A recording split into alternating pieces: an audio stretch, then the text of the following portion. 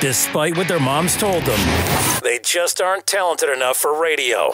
Unfortunately, anyone can have a show these days. Sean. Well, I'm pretty hard to figure out sometimes. In fact, I can't even figure myself out sometimes, so don't you try to. Joe. You're an idiot. And really a disloyal person. This is the Cuse Militia. Those two unapologetically biased, orange-blooded homers, Sean and Joe. It's the most bullshit thing I've seen in 30 years. Welcome, orange men and ladies. Happy Wednesday. This is the Cuse Militia with Sean and Joe at Cuse Militia on the socials. Go there, join the militia live on X Spaces for the final segment of each show. Having a hard time hearing myself. I feel like I'm yelling. The Orange make it look easy after a slow start last night against LSU, taking home the W 80, or well, keeping home the W 80-57. We'll let you know what we think about that a little bit. And SU has hired a new coach to lead the football squad into the next era. Fran Brown, Georgia defensive back coach, will become Syracuse football's head coach. And we can talk a little bit about that. And do we have to change the open, or do we keep it? We need clips. That's what it is. Can't do anything till we have clips. It's true. Right? Yep. All of those pivotal moments in Syracuse football and basketball recent history. Right? Yeah. I think he's getting announced on Monday, so should be some stuff from that. So, well, hopefully. That'll be, it won't be enough. We had 47 years worth of stuff from behind me to choose from. And then the viral moment after the Virginia Tech game, which is the flag in the ground for the Babers era, really. What else, Joe, before we get started and talk about this game? Anything? I think I'm going to, well, you guys will know. I don't have to say it. I think we'll go ahead and do some of the thoughts on the new hire live instead of fan feedback today. Yeah. And then we'll be on track for your regularly scheduled program. And like we said, towards the end of football season, about the basketball season schedule, do the best we can. And again, I don't have a montage, but Coach led off talking about, what they learned in Maui, and that being getting to the boards and rebounding a little better, which they did last night. I thought playing defense. Yeah, playing really good defense, forced 19 turnovers. Judah, there's not enough that could be said about Judah last night. But when Bell and Judah are hot, that is something on another level. Those two guys had 53 points at one point, and LSU had 53 points as a team. So, yeah, just tremendous. It was a slow start. We're kind of, if you've been a Cuse fan long enough, that's a thing. Mm-hmm. So it's there's not a panic moment in regards to that. Ended up taking the second half and blowing it away. But, Syracuse is averaging 16 turnovers a game, forced turnovers a game now, which is pretty damn good. I don't know where they stand on the boards, but obviously last night with 43 is promising. I thought the game just in general last night, with as big as that, a couple things, with as big as that team was and what Judah was able to do, just in the team in general, just like as a broad statement, I am cautiously optimistic, very excited to see where this team goes for the rest of the year. And I'm not jumping the gun or anything with that, right? We saw what they did early against two ranked teams. They only fell apart in those games towards the end. One of them was like 6 minutes left. The other one was like 8 minutes left. I know that's a lot of time. It's almost a quarter of a game. Right. But to be where they were at the time was impressive in itself, despite the loss. And when we look ahead, Virginia's not ranked anymore. I think they were ranked 24th through last week. But this Saturday at noon, we're going to play a preseason ranked Virginia Cavaliers team that's pretty decent, and we'll get into a little bit of that later. But I'm cautiously optimistic and excited to see what the rest of these games bring, especially the next 4, as we talked about last time. The next 5 up to Niagara. So, I mean, what did you think? Just on a 30,000-foot view of last night's game, Joe.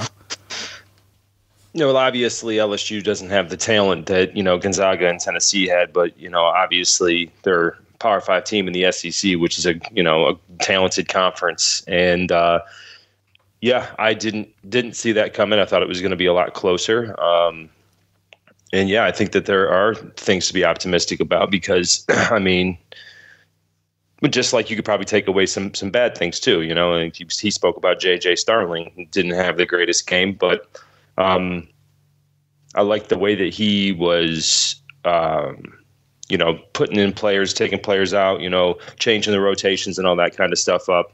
And obviously Judah Mintz, I mean, you play like that, if you go 19 to 23 from the free throw line and you win rebounds and turnovers and you shoot 52% from 3, I mean, you're going to win that game, 9 times out of 10. So, it was just the way that it happens, right? Because, obviously Judah, we know that he could do that, but he just took it to another level on a team that we thought played pretty good defense. And I think the other thing too, again, like you said, was the rebounds. I was kind of nervous about, I know Reed did pretty well on the boards and stuff like that, but Baker, that 7-footer, I thought that he was going to be a problem. And he's our leading scorer. He only got 16 minutes. He wasn't doing anything.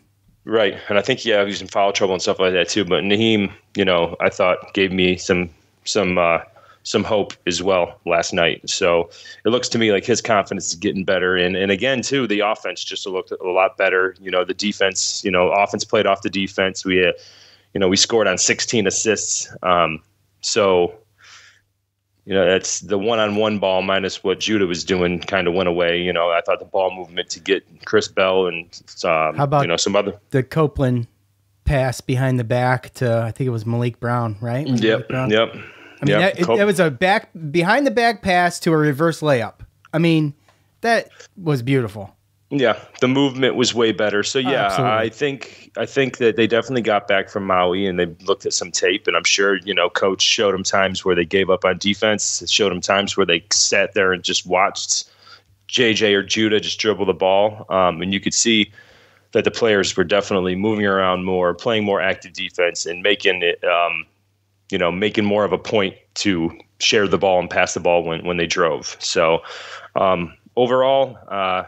We didn't get one of the wins that we wanted to out in Hawaii, but you could definitely tell that we definitely learned some stuff about our team, and it had been starting to work towards, remedying those issues. And again, these next couple games are going to be, a testament of if we're going to be able to, come into a lot of these conference games expecting to win. Looking forward to them, especially come Saturday with Virginia. Yeah, I'm really looking forward to the Virginia game. I'm always really looking forward to any ACC challenge. I don't like them the first game of the season, but when you have it sprinkled in somewhere in the middle, give or take a little, it's I think a perfect opportunity to gauge where your team's at. And Starling didn't score. He didn't score. I mean, he had 5 rebounds. He did get to the line, and he made 3 or 4 there. It's just you expect a little bit more out of him on the with the buckets, and it didn't look great. But I just think that he's kind of finding a spot. I think we still got to like we like to say all the time, keep our powder dry on some of these guys, and until they can kind of figure out. The rotations and who does what. I saw a lot of JJ being the point guard, bringing the ball up, and having Mintz be the off guard. It just, to me, it was like everything that we talked about after the Tennessee and Gonzaga games that they needed to fix or that didn't look like it was good against those teams, it looked like last night against a very comparable team to us, like that we got the message and that we know what we need to work on and what we need to do. So I think that's probably why, that, and obviously the 23-point win, when you're on, a big stage, ESPN2, there's a lot of people watching. And yeah, I think that we surprised some people for sure. I mean, we knew Judah Mintz. We knew that, he could have went to the NBA and took his name out, but there's a lot of people talking about Judah Mintz last night. Yeah, there was, and there's going to be a lot of talk about Judah Mintz the whole year. And if he keeps playing the way he's playing, unselfishly to a certain extent, and just in taking smart shots and being able to make them, but not that. Like we've said, I just love how this dude plays old school, man. And he just knows how to get to the line. 13 for 15. I mean, he spent half the game standing on that sucker, and it does not go unnoticed by anybody. I mean, just the ability to be able to get in there. And Coach was saying, he can turn on a dime. The way that he moves, he's just got so much finesse that he can just, he catches people in some of the worst spots possible. There was one that was probably a charge, and, we don't ever get those. So, I'll take it. But yeah. But with that said, he's just selflessly going out there and throwing his body at everything, and to do it as a shrub among trees last night just shows you not just the dedication and the will to win, but the absolute athleticism of Judah Mintz. And I just hope for an off the charts year that we get to enjoy this year. Because it's go big or go home as him in an orange uniform type thing. Yeah, we knew that. Yes, and so this is going to be it. And he is for sure well on his way to just absolutely making that dream come true for himself. There's no doubt about it. So we're going to... Oh, yeah. And, he came back. He came back to play for Coach Red and to get into the tournament. He wants to play an NCAA tournament. He likes the big show. He likes the big lights, and... the way that he plays such an unorthodox player, I think that's why he gets fouled so much, because he contorts his body and takes shots at different angles and stuff like that are very unorthodox, but it works. And he catches people in, compromising situations where they really have nothing that they can do but follow him. So yeah, he's a super smart player. And honestly, for him to know that and to use that to his advantage, like you said, that's playing unselfishly. Selfish is sitting there dribbling in a lot of what basketball was in Maui that we watched. The people standing one-on-one, and then you just take a tough jumper or something like that. He's going in, and he's purposely getting fouled, trying to make it. That's his game plan. That's his game plan. And, they can come out aggressive, but if he gets his guy in foul trouble, they got to back off. And then that only helps the offense, right? So for him to be able to do that and take advantage of it and be able to do it under control, take shots under control, make sure he gets to the free throw line. And then on top of that, I'm sure as the season goes along, he's going to get better and more, affluent with Naheem down there and dropping the ball down to him and throwing up oops and stuff like that. So there's a lot that can go off of that. But, for him to be able to do that and have the wherewithal, because that's a grind, man. That's like a boring way to play, kind of, so to speak, right? No one wants to go in and just purposely get fouled or just go to the free throw line. Yeah. But at the end, it's very effective. Very, very effective. Yeah. Especially if you want to get somebody, the guys that are guarding you so aggressively, if you want to get them to have to back off a little bit. Makes them scared, man. They know what's going to happen. They follow out of the game. They play a little bit more safe than they'd like because they know that they're going to be in trouble. Judah's going to get, my hope is, I don't think there's a doubt, but that he's just going to be getting just damaging people, getting them in foul trouble all year. That's going to be essential. And what he does and what he does and how he does it is an art. You can't, there's just not anybody can just go do that. It's so much easier said than done. Oh, absolutely. Especially to have the discipline to do it, right? That's really what it is. The control, everything, yeah. to know that that's what you're doing, and you're going and you're doing it deliberately. You use the discipline. It's going to work. Do it deliberately. And I don't care if you got to get fouled 12 times, go to the free throw line 24 times. I don't care. Like, that is only helping the team, right? Because we know that, if Chris Bell's off, or if JJ's having a rough kind of day, then, we got to get the point somewhere. And that was obviously in the first half. That's what happened. I mean, Judah kept us in that game in the first half.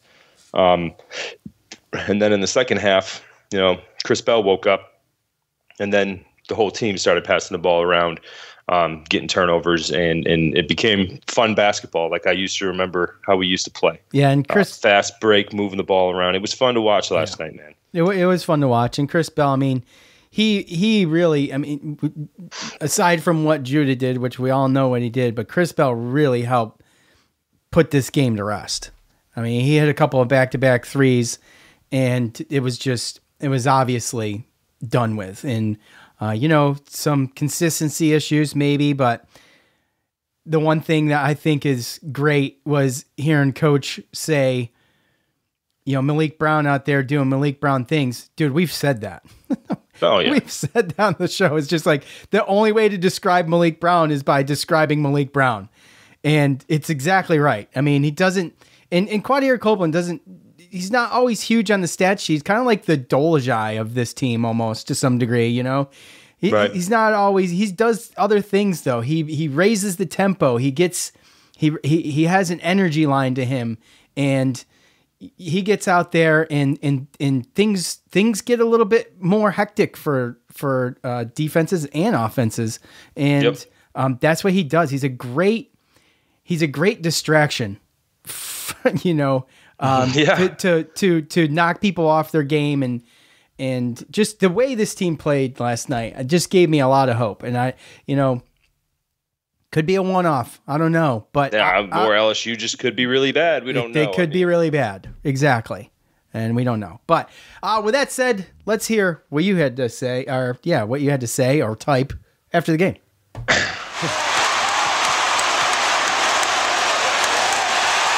It's time to hear from you, the loudmouths from the Loud House. All right, you guys know what to do at the end of every game. I ask for your thoughts on said game. You go to Twitter, you go to Facebook, and you leave them there.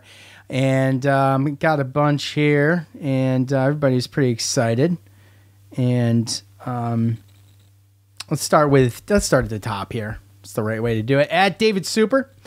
Only 4 missed free throws on 23 attempts. Love that. Outscored LSU from the 3-point range by 27 points. Love that. LSU with 12 offensive rebounds in the first half and only 1 in the second half. Love that. Hopefully they carry this momentum into their first true road game Saturday afternoon at UVA. Yeah. Now, traditionally speaking, too, the pack line defense has been something that the Boeheim offenses in the past few years has just struggled with, and it's a time to pounce. I feel like on UVA, I feel like they're not as bulletproof defensively as they've been. So, with that said, this is a really good test. I think that Tennessee and Gonzaga were really good gauges. I think this is a good test. I think it's going to be something that's going to really let us know where Syracuse is where they're going to sit in the ACC and how they're going to be able to handle some of these teams. Because again, the ACC is stacked. I mean, they are, but at the same time, I look at Gonzaga and Tennessee. There's only a handful of teams that are comparable to Gonzaga or Tennessee in the ACC. So I don't even look at those games as gauges as much as almost necessary to show our team, our younger team, what 1, 2, 3 seed, maybe a Final Four echelon team looks like. So now we've seen it, we've played against it, we felt it, right? We took the punch, we felt it. We might have lost the fight, but now we know what we got to go back and fix and get better at. And so next time when we get in a fight with one of those dogs like that, we're going to be ready. We've already seen the punches, we've already seen what they can do. And we know what we need to do better. And that's up to Coach Red to fix, but there's no doubt in my mind that we have the depth and the talent to do that. Yeah, and they weren't like terribly ugly losses. Like I said, they got away at the end, and it's a little frustrating, but depends on a little bit on how you watch that game for me. Because I didn't watch it with upset expectations. Although we always hope for that, but I was watching it for different reasons than that. At Saltine Warrior 4 needed this one. Hopefully Judah and Bell can replicate those performances going forward. Like I said, Judah's going to be Judah, but Bell, I think, obviously a talented dude, can contribute big time, and he needs to. He'd be a solid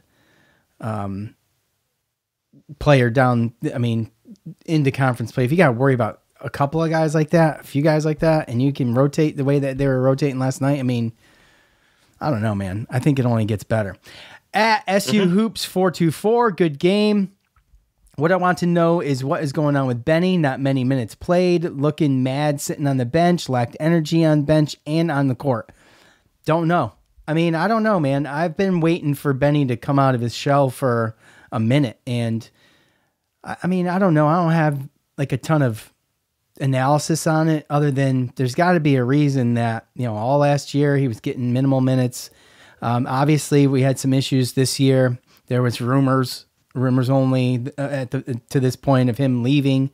And we know now rumors on Twitter are crap. It's just like all the coaches too, right? Yeah, all the coaching options. Did we get a coach that wasn't even on the list? The first list that came out. People just want to be, instead of being right, they want to be first. That's the problem. It's the same thing with national media. It's the same thing. Any of these, any big major news story, they want to get it out there first for the clicks, for the retweets, for the likes, for the this, for the that. They don't care about being right. They want to be first. They don't give a shit. Yeah, that's it. They see one little clip of Dan Mullins or Matt Berry saying something about while they were calling a game, or somebody throws something out like, "Oh, Dan Mullen was at a practice." Like, I don't know. Like you said, it's just they want to be first. They want to guess, and then hopefully they're first. And then I wonder where those people go when the truth actually comes out. Kind of just fade in the bushes like Homer Simpson. Yeah, the Homer Simpson fade. Yeah. But to the Lori's point, I mean, I don't know. I wish I thought by now, I thought last year we were going to see Benny come out and kind of finally break out of his shell and show us what he's got. But I mean, we're kind of still waiting. It can only be a work in progress for so long. And he didn't look happy. Maybe he wasn't feeling good. I don't know. I mean, all I know is that, he is still getting opportunities. I mean, he played 14 minutes. So, I mean, I know it's not that many minutes, but, Malik Brown and Naheem McLeod only played 19. So he's, not far off. He's getting his opportunities. He had 4 rebounds and a 3-pointer. So, I mean, we just got to wait and see, Yeah. If he ever, hits his potential or starts to get in, it's all confidence with this team. It's just, again, people got to find the roles. So yeah, a lot of people are excited. I mean, Robert on Facebook, it's kind of what we said. Amazing energy, kind of felt like a turning point game, right? Jesse Smith, our boy Jesse, hell yeah, good win, fun game to watch. Judah's and one poster and Copeland's behind the back dish to Brown for the layup both got me hyped. Yeah, Judah's no look. Well, Judah had a no look that one underneath to Malik, but then also the dunk that he had too, where he dunked on dude. So yes, yeah. Oh, and got the foul. Mm-hmm. Yeah, that was very reminiscent of the Texas game type stuff. Close. Yeah, Johnny Flynn, Rutgers. Yeah. So let's do a couple more, and then we're going to talk UVA. I think we're all on the same page here. I don't see anything that. Well, I didn't read through these, but I don't see anything that. I got a couple more. Our boy Zach. Go ahead. Our boy Zach. Apparently, all Chris Bell needed was a new pair of shoes. Hey, whatever works. So apparently, he changed his shoes at halftime. Yeah. But he says, really impressed with the teamwork in the second half. I've been begging for them to play like a team, pass the ball, and take wide shots. I feel Red really laid into them at halftime, and the difference tonight is that the kids actually listened to them. What I liked, listen to him. Right. What I liked that, I hadn't seen from Red was a little bit of anger on the sidelines on a few occasions. And you love to see your coach get heated and yell. You know what I mean? I think it was getting back on defense or something. I can't remember what it was, but he was not happy. And he was giving them business. He was letting them have it. And I've been waiting for that a little bit because he's chill, man. I mean, like, he's almost a little too chill. You want him to get a little riled up. You know what I mean? So it was good to see. Well, the players feed off that. Absolutely. Players feed off that. So it was nice to see, that last night for sure, because he was getting into that game for sure. So yes, exactly.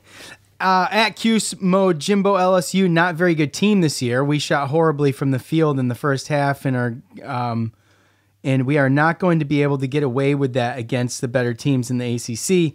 Positives, Judah Mintz is unstoppable. Copeland gives great defensive effort, and Bell is catching rhythm. Hopefully Bell can catch rhythm and stay in rhythm. You can't start slow. We know this. You can't start slow and play from behind on a consistent basis. It's not going to work. If they, to your point, Joe, talking about going back and looking at some of the stuff from Maui and taking some things from that, you got to do the same thing here. You know what's going to happen if you don't come out with a ton of energy. You have to do it. It's easier said than done, but you have to do it. The thing is there's a feeling out phase to every game in a certain way, and it just kind of, you're feeling out refs, you're feeling out just everything, right? So, I'm not trying to make excuses. I think they need to come out a little bit more energetic, a little bit more sense of urgency to them. But there is that aspect to the game where you want to find out where everything's going to lie. And then once they got rolling, I mean, they let them play, and that's the kind of game that's what makes. There was a very stiff line. I thought the officiating was, hell, I mentioned one that I thought was probably in our favor. I thought, other than that, I thought the officiating was pretty fair. I like letting them play, and I felt like they were pretty fair on both sides of the ball. You get a lot of big guys like that and all of that contact going on, and they're blowing the whistle every 5 seconds. It's agonizing to watch. Yep. So I guess my point is you got to feel that stuff out and go from there. That's your rhythm. Your rhythm is going to be at the pace of what the other team's doing and what the refs are going to let you do. So. Yeah, I mean, there's always a feeling out phase as far as that goes. I mean, that goes for the coaches, all the players, and then getting, like you said, feeling out the refs. That's just, you can't let the game get out of control during that said phase. So right, again, you can't get too physical. So basically, I mean, I guess my thing is that the defensive energy's got to be there to keep the game close. And I thought that last night, I mean, for the most part, it was the offense. But I never really thought that in the first half it got too out of control to where we couldn't come back. Like you said, it was kind of a feeling out. It was a little bit slower. But once you figure out the mismatches and what works against the players and the other players and what the refs are calling, then it's a lot more easy to figure out a game plan, adjust, and go from there. So the fact that they don't just come out from the beginning and just blow them out, and I mean, to me, that comment makes it sound like we should have. If we didn't come out and beat them by 40, then we started off slow, right? I mean, okay, right. They had. We didn't know what we had with LSU, our files 90 on Twitter. A win they needed to bounce back from Maui. It's only a quad 3 win for now. While it may not be a real resume builder in the end, I hope it's a launching point for this kind of growth and confidence for this young team going forward. I mean, Ryan's already looking at quad stuff. I mean, he's way ahead of me. That stuff comes for me like that's a mid-season kind of mode for me. But we don't know what LSU is going to do. They can get better too, and we'll just have to wait and see. But what's worse is a quad 3 loss if it were to stay that way. So exactly, that's what I'm saying. Like, we had to come back by 24 to beat Colgate. Like. Right. Don't care. Right. It's not going to say at the end of the year, oh yeah, they were losing by 24 and they made a miraculous comeback. They shouldn't have won, right? Like, no, like it's going to say a win against Colgate, right? Just like LSU. And at the end of the day, it ain't going to hurt you. Only hurt you if it's a loss. So I'll take it. Absolutely. And with that said, little early on the quad Nadal. stuff for me. But all right, what were you gonna say? I got an Nadal one. Oh, okay. Because all I got from Nadal on Twitter was emojis. Go ahead. Oh, okay, yeah. He gives a little bit more on Facebook. So, but boy, Nadal, I love that Judah is doing what he does best, slashing to the rim and drawing fouls, and doing it even effing better than last year. Earlier, he was taking bad threes to try to address his NBA shortcomings. It's beginning to irritate me that the commentators keep claiming he embellishes contact. He takes some hard shots.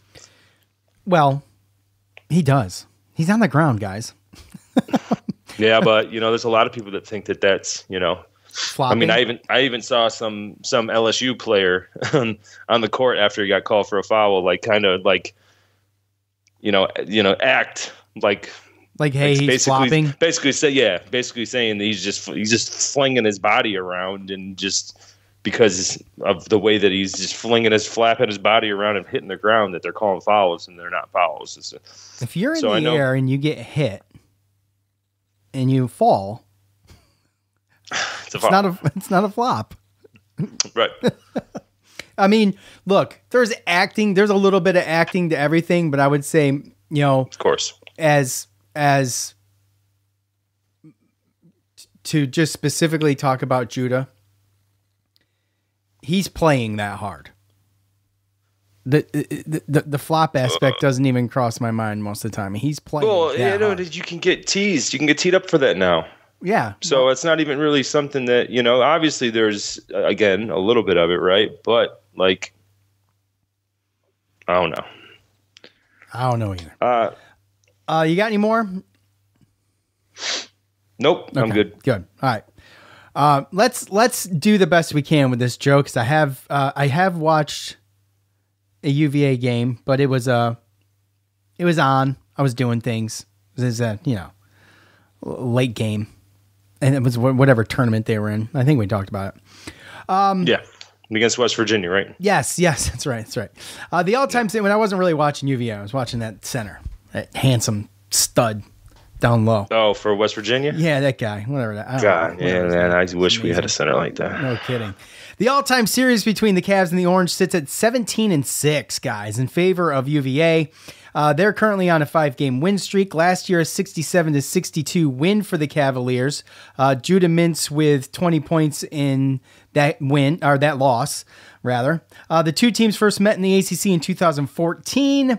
With the game decided first place in the ACC regular season, the Cavs would win 75-56, blowing a tight game open with about 9 minutes to go. But it was in 2016, we all remember the Elite Eight game with the number 1 seed Virginia taking on the 10 seed Syracuse Orange, and they had a 15-point lead with about it was just under 10 minutes to go in the game, and the Orange would rally from behind Malachi Richardson, who scored 21 points in the second half.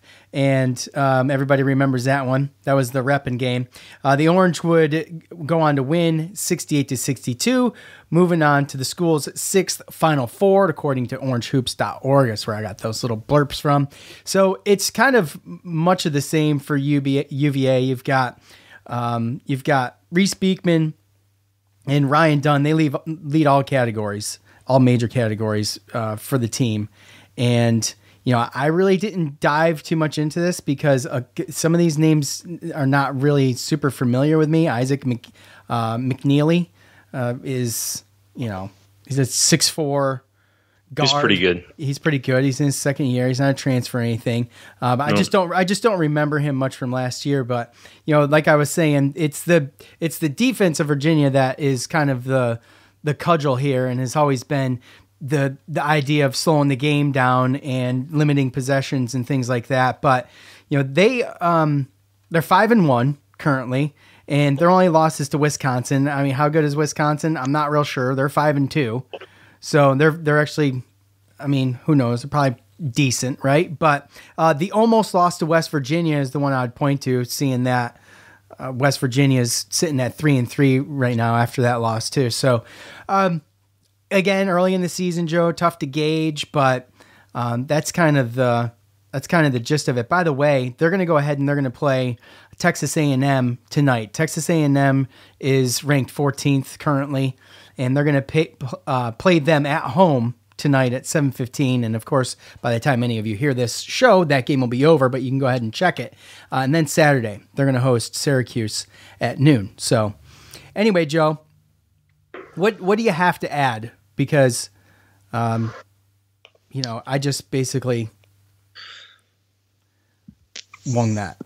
So, yeah, I mean, you basically just went through. Yeah, I mean, you kind of told me that you didn't have anything, and then you went off and, said the whole thing. Sorry, well, I was hoping you could point to me into a direction of somebody that is of more relevance than Reese Beekman and Ryan Dunn, who are just, they're just... Well, and there's McNeely, obviously. Okay. Those are the main guys. They got a couple transfers, so they're trying to figure it out, and they're also playing 2 freshmen. I think they're starting 2 freshmen, actually. Or no, they're not starting 2. They're only starting 1. But Bond plays a lot. Bond, the second, comes off the bench, and Buchanan is his name. Blake Buchanan, 6'11". Yeah, where's he from? Why does that name sound familiar? He's a freshman, 6'11", 225. So, okay. I don't know. Huh, all right. Looks like he's from Idaho. The old Idaho potatoes, yes. No, they got another guard, Andrew Rode, sophomore, but he transferred from like this St. Paul, Minnesota, or something like that, or St. Thomas, Minnesota, smaller school. So I mean, it doesn't seem to me like they go that deep, 7 deep. But what Tony Bennett Virginia teams do, right? And Stifling. They got good defense. They got 4 guys that basically play 30 minutes plus a game, and they're going to play defense. Now, can Judah get some of these guys in foul trouble to kind of slow that down? Is our defense, going to be able to stop them? It doesn't seem to me like they're, scoring crazy out of this world scores as far as when you look at their schedule. So, yeah, what's our boy's name that's finally gone? Our boy, the outside shooter. Come on. God, why do you do this to me? I'm sorry. Come on, what's his name? Come on. You're gonna make me look this up. Golly, why does this happen to us? What, from last year? What's his name? From last year. Isaiah Wong?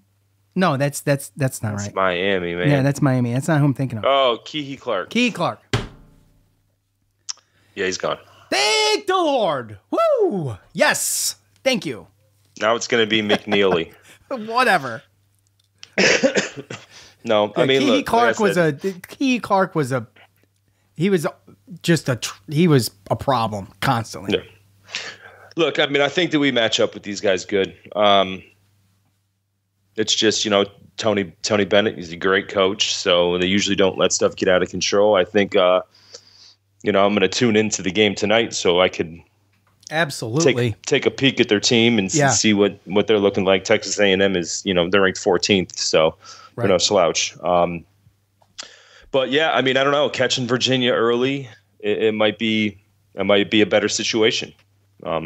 We've talked about this before, and there has been times in the past, football and basketball wise, where we catch a team that might not be at their full potential in our conference early in the season, and it goes to our advantage.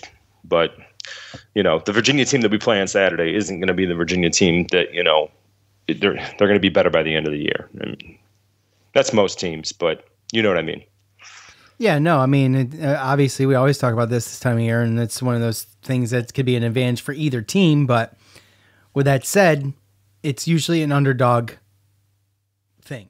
I feel like Syracuse the underdog, it's advantage Syracuse, right? Because the hell does UVA care if they catch Syracuse early?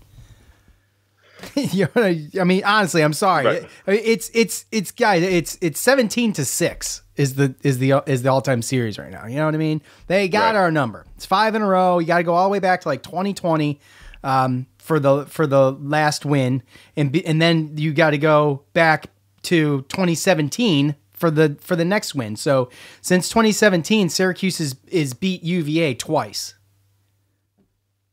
And if you really want it, since 2016, they beat them 3 times. How about that? So, Anyway. All right, we are not going to do predictions. I'm gonna wait on that. Yeah. I need a prediction break. All that winning I did in football. It was just, gosh, man, it's tiring. So gonna take a break from all of that and wait till we get full blown conference play, and we'll start that trend back up again. Okay, so look, let's move over to Twitter and see what the folks are saying about the new coach. All right, Joe. Syracuse has found their new head coach for the Syracuse Orange football team, Fran Brown. We talked about this a little bit earlier. Defensive back coach from Georgia, from the Northeast. He's from Camden, New Jersey, right? So we talked a lot about, we read a lot of thoughts, actually, really mostly about the Northeast connection and recruiting. And this dude's got a track record for recruiting second to none, right? And that's what I hear. It's what I hear. It's what I see, and you can make a comment, something like, recruiting for Georgia after back-to-back national championships could be a little bit easier than recruiting for a struggling Syracuse football team that, geographically speaking, isn't as sexy as Georgia. And you can say something like that, and then people can say back to you, well, he's recruited 4 stars for Temple and Rutgers. And you can be like, yes, I know. It's great. It's awesome. I love it. Still, though, it's more difficult to recruit for Syracuse than it is Georgia. That was my point. So, anyway, look. So what Sean's saying is that we're not going to get the 4 and 5 stars that go to Georgia to come to Syracuse. That's not going to happen. You got the, Hong Kong Fooey, all-around super guy, right? Seems like this guy's an all-around super guy. Came from nothing, built himself up, is established recruiter, done a phenomenal job pretty much everywhere he's went at that capacity. Here's where I am in my 45 years in a lifelong Syracuse fan. I'm past the belief without evidence stage. And I am on the train. I'll toot the damn horn. And I'm going full steam ahead with Fran Brown. You got to. You absolutely have to. And like I said, number 1 super guy. Seems like a great dude. He's relatable. He's young, obviously established. And I think that is huge. However, we have yet to see what he can do with real coaching. Like he jumped either he's that good where he just leapfrogged all of these other positions that he could have climbed the ladder and went right from a DB coach to a head coach. I'm sorry if that may worry me a tiny bit. And that's it though. That's my only concern. I just want to see. And I am excited, Joe.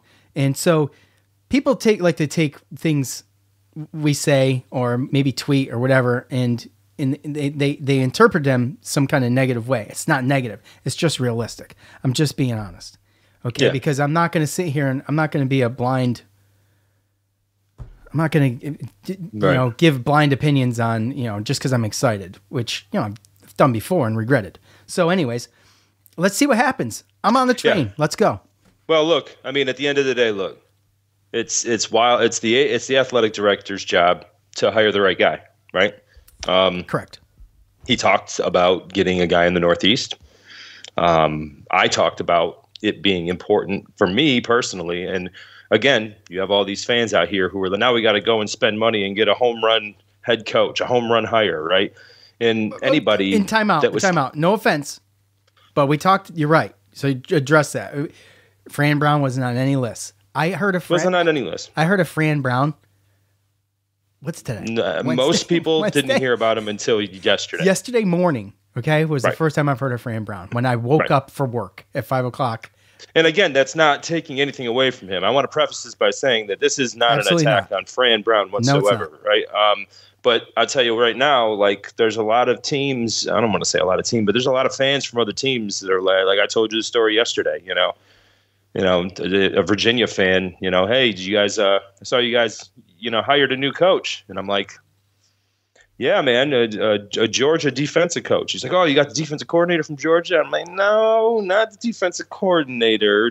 He's like, who? Well, the defensive back coach. And he's like, you know, position coach? Like, there's kind of a hierarchy. And again, this doesn't mean that he can't do the job, right? There's plenty of people that can be an offensive coordinator or a defensive coordinator. Doesn't mean that they're going to be great as a head coach. But if they do good enough, they'll get that opportunity, correct? Right. So, yeah, there's a lot of people that think that that's a big jump. And it probably is, because I think he's been a co-defensive coordinator. And again, yes. He's recruited NFL talent. He's DBs. Yes, right. Okay. But okay. But I'm just playing devil's advocate. When you look at what he's got, oh, yeah, I know. But when you look at what he's got, you know, when I hear people, oh, he's got a 4-star from Temple. Okay, well, that 4-star first committed to North Carolina, never played there, went to a community college, and then they got him, and he really didn't do nothing for them. Yeah, he got some 4-stars at Rutgers, which Shiano came back, which, again, you know, they were doing that back in the day when Pasqualoni was there, when they had Ray Rice and those boys. But you know who the best recruit he got was? Elijah Clark, who's now on our team. That's right. He was a 4-star, right? Yeah. So, you know, just because you get a 4-star doesn't mean we've seen this, right? Tommy DeVito, some other people, you know, and again, Tommy DeVito's doing good things right now, but we've had plenty of 4-stars in the past that never even made it to you know, the campus, you know, or they didn't play or they got there. And so, I mean, 2 or 3 4-stars isn't going to elevate this team to an 8, 9, 10 win season or team every single year. So, what gets changed, do you think, too? Like that's the other thing. Like what gets changed? Obviously. Well, okay, so this is what the change is, right? Number one, I am happy about the hire and the fact that it sounds like, I mean, he coached at Rutgers with Nunzio Campanelli, right? Yeah. So it sounds to me like, you know, all those New Jersey guys, LaQuinn Allen, Jersey guy, Elijah Clark, Jersey guy. It sounds like in the space of getting a Northeast guy that can recruit, and we're going to be able to retain our talent for the most part. And a lot of coaches, I think that's the home run of it, right? And then I think the only other thing that really changes is the fact that he's going to come in and he's going to bring new energy. I think that there was a lot of people that, you know, kind of was starting to get a little, you know, 8 seasons with Dino. His energy was going down a little bit. We talked about why. So, again, that's going to be the change. But I just see, again, like we spoke about it, I see a reoccurring film if the athletic director doesn't do, because we just talked about, right, the athletic director, it's his job to hire the right guy, right? And in this position, maybe he did. Maybe every guy that they went to, every big name head coach said no, right? Or maybe this was his thing all along. We're going to go cheap, you know, maybe save some money on the head coach end so that we can retain some other coaches and put in a bigger coaching staff, or I don't know. But it's the athletic director's job also to create an environment and put in the resources and investments for his coaches to actually be successful. So, which is questionable through the last 8 years. Right. And that's what I mean. We can see an uptick of recruiting for a little while. And this guy's going to come in and let's see how long his energy stays up when he realizes that the investment and support and the resources that he's getting from this from the university doesn't sniff the butthole of Georgia or Baylor or anything. It's a good way to put it. I'm just saying, like he's going to go to a place where he ain't going to be the same thing. It's not going to be the same resources. But doesn't there, and we talked about this, doesn't there have to be some kind of agreement or conversation going into this for Coach Brown that he realizes that is a glaring issue coming into this program, and that would be a number one conversation to have with John Wildhack, and that there is some sort of sort of agreement made there where they've decided to have X amount of resources designated for this, that, and the other. Seeing that, you know, the Lally Center's 2 years away from being finished, if I remember right. So yeah. This thing comes with NIL money and NIL money only right now. And that is going to be, I think, you know, it's too bad. that it took firing a coach and hiring a coach to maybe get to that point, but nonetheless, a long way around, going around your ass to get to your elbow, so to speak, right? But if that's what it's going to be, then I'm going to be happy about it. I just feel like Syracuse is always behind on these things, and it's unfortunate for Dino Babers to basically get worn out almost completely and then let go and have this happen. And I think we all know how that went as far as the boosters. Yeah. And I hope that there was a conversation, right? Because at the end of the day, we spoke about what Matt Rule said, right? About with Tony White, right? And this guy, I mean, he comes from the Matt Rule tree. Yeah. He was coaches with him at Temple and at Baylor. Oh, yeah, that's right. Temple. So you got to hope that he's kind of going into the same thing, but also he's a position coach getting offered a head coaching job. Now he's tried to get a head coaching job at Temple and stuff like that before. And again, he's a good guy. No, I'm not saying that he's not going to be able to recruit, but at the end of the day, now more than ever, it's very hard to sell your education. And yes, people are looking for people that they trust, a good guy, good coach is going to, tell it how it is, not lie to you. I get all that. But now more than anything, with this damn new generation, with NIL and everything else, it's what can you offer them? What can the school offer them? Right. It's not just what playing time. It's not just, and at the end of the day, you're not going to pull 5 stars away from Georgia and Notre Dame and Oklahoma and Texas and Alabama that are up in the Northeast with the money that we're throwing out there. They might like the guy. They might say, okay, I could stay close to home. I'm going to get a lot of playing time. You're a great coach. I like you. But those guys are offering me $500,000 more. And that's really what it is now. You can say, he sells himself, and, if you're around him, then, you're going to be successful. I get that. He's a leader of men. Well, guess what? So is Dino. Dino had a great culture. Those players played for them. The players played. If it was about the culture and the man in the locker room, then Scott Schaefer would still be coach because those guys loved him. Right? Right. So, those guys loved Dino Babers, but they left last year for more money to go to LSU and go to Ohio State and go to stuff like that. So at the end of the day, that's what it's going to be. And if we can't provide that, and also, too, does expectations change now that he's a new coach? He's never been a head coach. He's a new coach. It's a weird. It's a weird thing. 6 going to be good enough next year? Not for next. With that soft ass schedule? Not for next year. I don't know. I can't say. I don't know. It's a soft schedule. That is a great opportunity to build the program through that kind of schedule for 2025 and see what you can really do. Real quick, let's just go. This one's for you, Joe. At David Super, what's the most likely outcome here, Joe? 1, he overachieves, uses this as a stepping stone and leaves for a better job in 3 years. 2, he underachieves and is fired in 3 years. Or 3, he's here for 10 years through some of the ups and downs. Probably 1.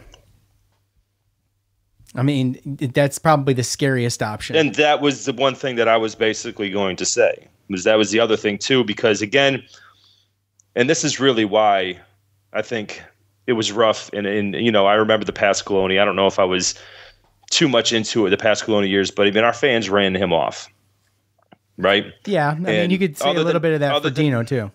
So what's that? You could say a little bit of that for Dino, too. But that's what I'm saying. My whole point is that we're always going to be a stepping stone if we treat our coaches like a stepping stone. Yeah, right, yeah. It's one of those things where Dino, to me, he after that 10-3 year, he had a chance to go cash out, and he had a chance to go to another school that would invest more, give him a better opportunity to be successful. And he chose to stay here. He chose to stay in Syracuse and build something in Syracuse. And that to me is why this kind of hits more than anything, because to me, he wasn't going anywhere, no matter how, if he goes and wins a national championship and wants to go somewhere, okay, I get it. But he was Syracuse. Right. And he had a good culture in the damn locker room, the kids and everything, they loved him. And I think it's more the culture above that. And like we said, I think he got burnt out because the expectations from the fans and the community and the athletic director and the school, the boosters, where they were like what Matt Rule said, they were greater than the investments and the resources given. Right. And that's what I keep going to is that the investments by the community and by the fans and by the AD and the school have to equal or match the expectations. So you can't put in, you get what you give, right? Right. Exactly. I mean, if you're not putting in the investment in the resources, you don't produce fruit. How do you know? How do you know an apple tree has apples on it? You go up and see the apples, right? Yeah. We're missing the apples. Yeah. So, and it could change with what we've got going on here. Dom, North Carolina, the Dom. Hello. Oh, he unmuted. Speak. I can't hear him. Can you hear him? Why does this always happen with Dom too, by the way? I don't know. I don't either. This guy is here we go. Dom, try again. Dom's got nothing. He's tanking the show. He must have that JMA wireless 5G internet. It's probably went to his brain already. 5G is going to rot y'all's brain. You know that, right? All right, Dom. I'm sorry. I don't know what you need to do, bud, but I can't hear you, unfortunately. Can you hear me now? He's on there. If he can connect, his mic's open. So, let's see. At OilQ says, "Did Joe just sniff the butthole?" Yes, Joe did. He did. So, we can head over to Twitter though, and we can talk about some of this stuff while Sorry, Dom guys. gathers his nuggets. True. At DCags over on Twitter, I asked for your thoughts on this about an hour ago, and we got just enough responses to talk about it. The only people that don't feel good about this are the negative Nancys. This is a home run hire, and I will give Wild Hack all the credit. The only apprehension I have is he hasn't really been a coordinator. He needs solid coordinators around him to shore up that weakness. As long as that happens, I think this is the best coach we have had in many, many years. It's tough for me to say, unless you're a big Fran Brown fan, David, it's tough for me to say like what exactly he's going to bring to the table, because I just, like I said, and I'm not afraid to admit that I just found out who Fran Brown was yesterday morning. So with that said, when we had all these lists, everybody had to throw out there and pretend like they know what the hell they were talking about. And we end up with Fran Brown, who I had not heard of. And if you said you did, then either you are just diehard college football enthusiast or you're full shit. It's one or the other. Yeah. So, and I'm sorry, and this is just, and again, we prefaced this from the beginning. I want him to be successful. Absolutely. Of course we do. I'm glad that we got a guy that can recruit in the Northeast, and that is going to be able to retain a lot of the people that we have as far as on our roster. I'm glad. I'm cool with that. But what fan do you know of another team that would ever be like, oh, yeah, that's a home run hire. We got this position coach. I mean, I'm not trying to be a dick here, but I'm just saying, a lot of times it's either a person that's been a head coach or a person that's been a coordinator. So for me for anybody to sit there and say that this is a home run hire and you're 100% confident that this is going to be successful because we just got a defensive back coach that can recruit, then you're out of your mind. And you're basically only saying this because you were so ready for Dino to leave. And it didn't matter who we actually replaced with him. It could be that. I mean, David's here in the spaces. He can respond to that. But I'm going to let Dom talk. Are you in the mail van, Dom? Hey, I'm delivering. Yeah, I heard it. It's rattling. When are you going to get that front end alignment, bro? Yeah. Dude, I think someone stole my catalytic converter. I'm being honest. No, we would hear that. We would hear it. It's way louder than that. I'll shut it off while I'm by this box. So I don't know if it's a home run yet. You'll know it's a home run when the guy crosses home. But I think that we have an unheralded rookie here from everything that I'm listening to and reading. This guy is the next, dubbed the guy, and people are surprised that he didn't wait until he was a coordinator first. So from what I've heard and what I've read between McAllister's podcast and stuff I've seen on ESPN Syracuse. You stayed awake through it? Yeah. Oh, okay. Well, anyway,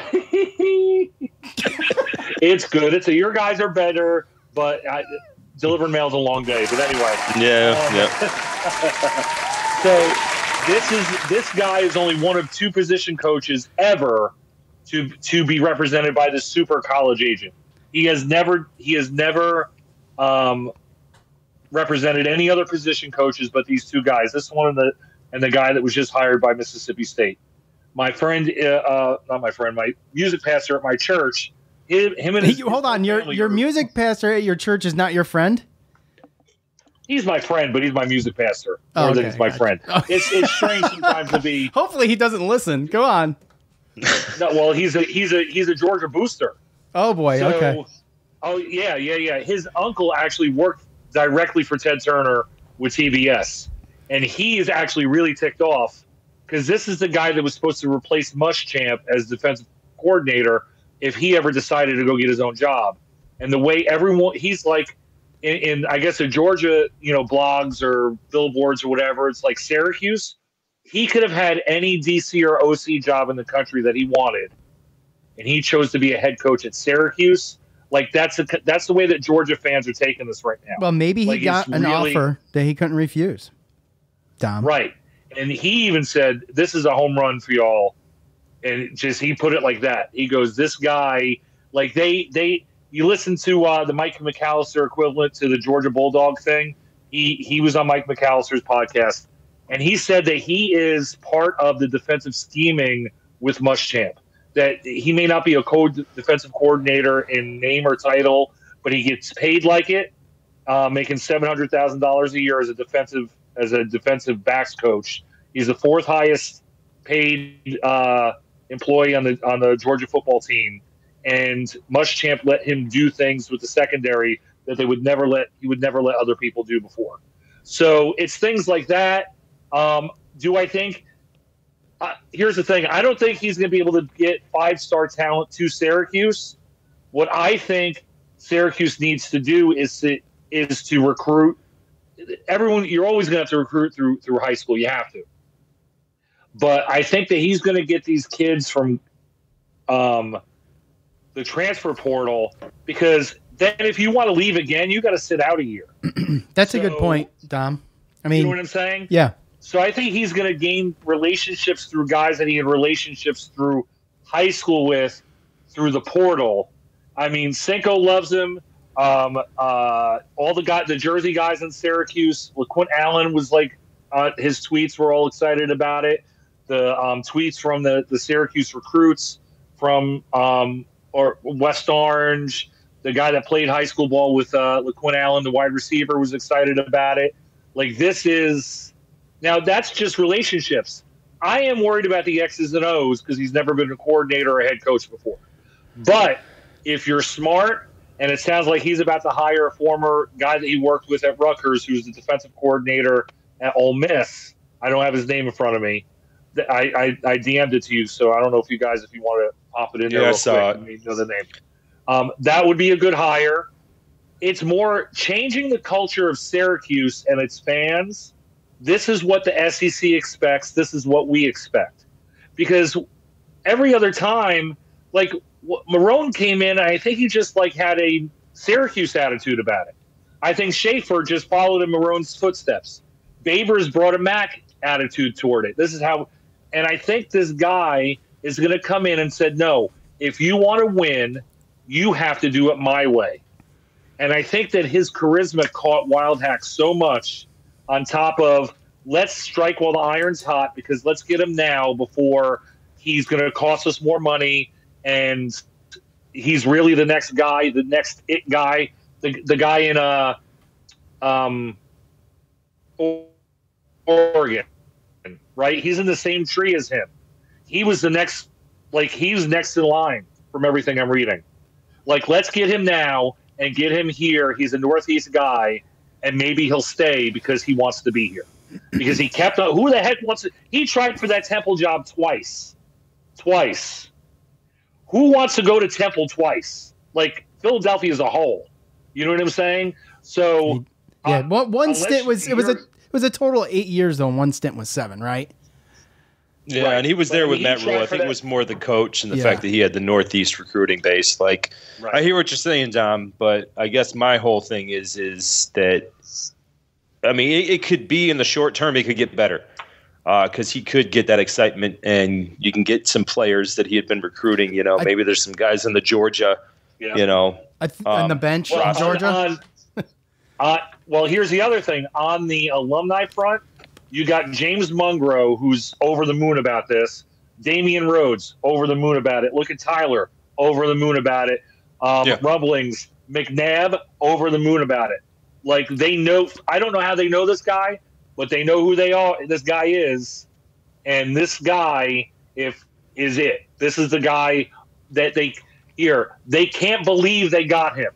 Yeah. Kind of guy. Okay. Yeah. So, well, I mean – and thanks, Tom. But to me, it's still going to be what is the community and the school going to invest. And then if he's that good, is he going to do what Doug Marrone did and come in and just have a couple good seasons and then just jet for something else? Are we going to give the money to retain the coaches that we need? Because obviously, like you said, he hasn't had any head coach experience, let alone defensive coordinator experience. So he's going to need good coaches around him, and we're going to need to be able to retain them. And when it comes to recruiting NIL guys and guys in the transfer portal, again, if you want to get the big dogs, then you need to pay with them. So your investments and your resources got to match your expectations. Now, there's a reason that Jimbo Fisher got fired for having a positive record, and that was because the investment and everything. They got like 19 billionaires in their damn alumni and boosters and that stuff. They're putting in all the money necessary to be successful, and they expect them to compete with Alabama. And when he didn't, he was gone. But in that case, the investment by the community, the fans, the boosters, the school, it matched the expectations. Right. And that's why it was a reasonable fire. In this situation, I just feel like it's not the case. And we had a guy with Dino that was he was a Syracuse guy. He was here for us. I mean, I want us to do good, and I can see him getting a little spark of energy and getting some guys maybe the first couple of years to come in, and especially with that schedule next week or next year, be successful. But if this guy has 2-3 successful seasons and he is who everybody says he is, then this guy's a future SEC or Big Ten coach, right? Not a coach at Syracuse. So to me, it's still a stepping stool situation unless we give out the money. That's just what it is. I mean, I'm cool with it. Yes, be successful. We could be good for 3-4 years. But is he going to be here for the long term, or is he just a filler? That's what I was going to say. Is if he does have the success to now I forget who it was that David, who proposed those 3 options, and if he does have that success early, and it is a couple years of building this program and getting to 7 to 10 wins, a year or something around there, then you're looking at the salaries need to increase. Like, things need to increase, because what is going to show? It is going to show Syracuse's hand. So this could be the right guy, but is Syracuse going to invest fully into this guy and make sure that he does have everything he needs to be able to put together a program that's going to get us to look? We're not trying to be college football playoff material right now. Okay. We want to be competitive in the ACC. We want to be in relative in games. We've talked ad nauseum about all this stuff. If he can get us there and they don't pay him, he will be gone. You're right. That'll be it. And then we got to rely on bringing in another coach, right? Right, so and we got to start all over again. As a fan base or something, if you're going to have an expectations of we need to get better, or we need to get an expectation of a certain amount of wins, then you also need to expect the athletic director to create an environment where a coach wants to come here and build a program and stay, and not just come here and use it as a stepping stone, use the momentum. Because kind of what I heard from Dom is, we got him while he could get him. Because before he got too hot in a good team, so we got him for the couple years, and he's going to be good, and then he's going to go because he's that good of a coach. That's fine, but that doesn't bring consistency. Oh boy, where the hell was I? Started scrolling. I saw one on here. At No Blanchard 44, mark my words, he will lead us to an ACC championship game in 5 years or less. Am I delusional? Maybe. Do I care? No. Look, man, I love the optimism. I'm all about the optimism. Oh, yeah. And to say I wasn't excited would be a lie. I mean, I'm excited. I want to see what Me too. I was, Red I'm familiar with. It's a little bit different. You know what I'm saying? But to have a guy like this come in and know what he's done and where he's been and the people he's been around, it feels good. Oh, yeah. And I'm not going to jump the gun. I want to see it. Unfortunately, we got a while to not necessarily. We'll see. I think we'll see, we'll see in the offseason what happens, right? Well, like I said, I mean, I'm a Dino guy, right? So at the end of the day, I'm a little upset about it because I do think that we had a coach that, if given the resources and the investment from the school, that we could have done better, and he would have retired here. He would have been a Pascalotti 20-year coach, and we would have had consistency. We would have built something up. But I don't think that obviously the investments and resources matched, the expectations. And again, the fans, community, and whoever, they ran this guy out. Just like Schaefer. It's funny how they both got fired and they both made bowl games the years they got fired. But Doug Marrone, he makes a bowl game and he gets an NFL head coaching job. So it's funny how all that stuff works, right? So like I said, it's not that I'm not excited for this coach, because I am. I'm more or less. I'm not excited about, or basically I don't have the confidence. You don't have the confidence in the school, which is what that are in the school. Right. Exactly. That's 100%. Yeah. So which is where we've been, Joe. We've been there for years. Yeah. The guy's got to have every great coach has tremendous people behind the scenes that are supportive in endless resources that create, the success that these programs have. And to me, he's not going to. I don't know the guy, obviously, but I just don't think that he's going to be I'm going to in it for Syracuse type guy. I'm a lifer, and I don't know if he's got that much talent and that much good recruiting. He doesn't just land in Syracuse and stay there. So when it goes to what David spoke about, I think there is only one of two options, to be perfectly honest with you. And one is he comes in and the new spark of energy and the people that he knows, and the retention of some of the coaches and some of the shit like that, that's going to work and he's going to be successful and he'll be able to get a better job off of that. But the other option is that the athletic director and the coaches and all that shit, that they don't do that and he doesn't do great. He gets fired and, a whole bunch of fans are like, oh, this is what we get for not getting a head coach or not getting this or that, because they're going to turn that around real quick if he's not successful. But to me, it's a risky move. It's a ballsy move. But if this doesn't work out, then, I mean, to me, this should be the last hire that John Wildhack has. Oh, hey, yes. You and I talked about that earlier. It should be the last hire that John Wildhack has. John, I mean, you can give John Wildhack all the credit in the world for whatever you want to give him credit for. I just personally don't think I'm past Wildhack. I just personally don't think that he's necessarily qualified to be an AD. I mean, some people don't like that. I don't understand why. It's just my opinion. But right. If it turns out that Fran Brown becomes a huge success, then I mean, look, it's all I'm asking for. I want to be ahead of the curve for once to some extent, or at the curve. I don't want to be behind the curve all the time. And I feel like we've been behind the curve. To catch up. Yeah, this is his chance to catch up, and we'll see what can happen. And I got one more here, and we're gonna call it. At our Boris, getting in on the thoughts on the game and this. Good job, Rob. Oh no, that was I'm sorry, that was someone else. Either way, that was Ryan.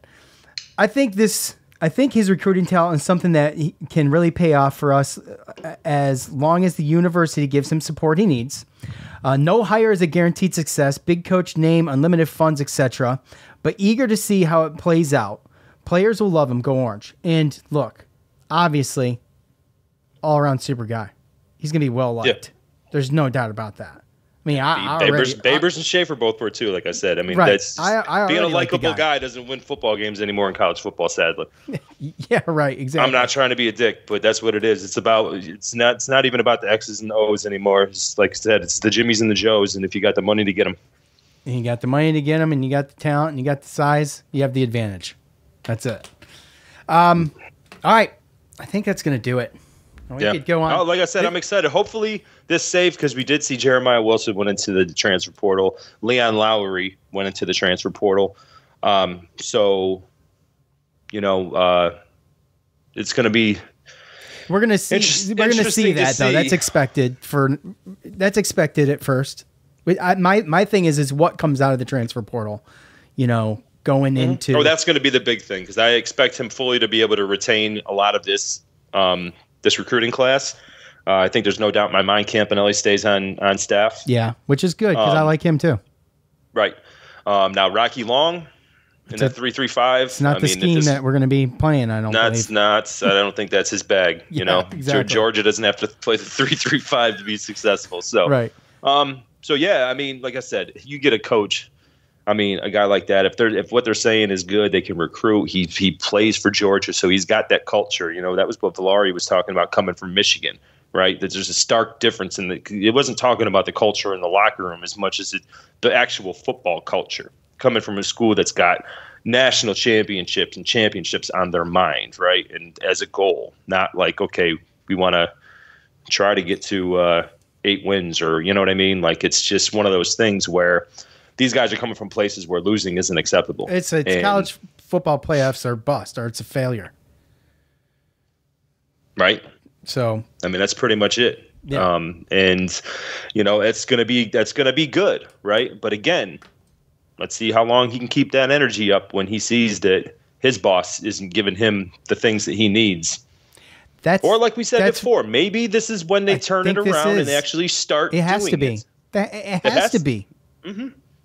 It has to be. It's going to be glaringly evident if they don't. That's the problem. Exactly. And I just don't foresee them taking that bullet because, there's enough people talking about it.